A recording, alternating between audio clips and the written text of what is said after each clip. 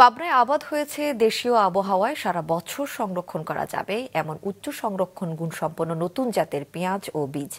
উচ্চ তাপ সহিষ্ণু এই পেঁয়াজ ও বীজ কৃষক পর্যায়ে আবাদ হলে দেশে আপদকালীন সিন্ডিকেটের তৎপরতা কমে আসবে বলে আশা করছে কৃষি বিভাগ।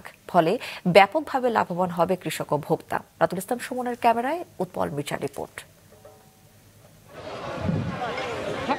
সংরক্ষণ সংকটে প্রতি বছর দেশে নষ্ট হয়ে যায় প্রায় 1/5 পেঁয়াজ। অন্যদিকে পেঁয়াজ আবাদের ভরা মৌসুমে সিন্ডিকেট করে বীজের মূল্য নিয়ন্ত্রণ করে একটি চক্র। এ সংকট উত্তরণের লক্ষ্যে পাবনায় কৃষকের জমিতেই উৎপাদন করা হচ্ছে উচ্চ ফলনশীল ও উচ্চ সংরক্ষণ ক্ষমতা সম্পন্ন পেঁয়াজ ও পেঁয়াজের বীজ।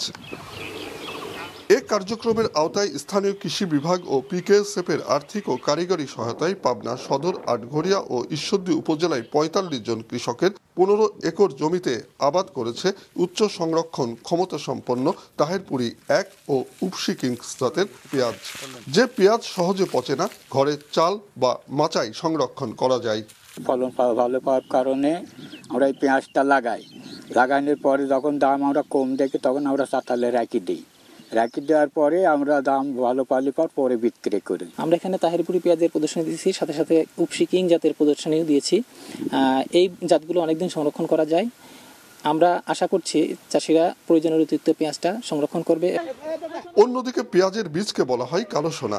আবাদ মৌসুমে একটি সিন্ডিকেট কৃত্রিমভাবে দাম বাড়িয়ে দেওয়ায় ক্ষতিগ্রস্ত হচ্ছে কৃষক। ফলে এবার কৃষকের জমিতেই উৎপাদন হচ্ছে এ প্রজাতির পেঁয়াজের বীজ। এই পেঁয়াজে খুব ফলন এবং লাভজনক পেঁয়াজ।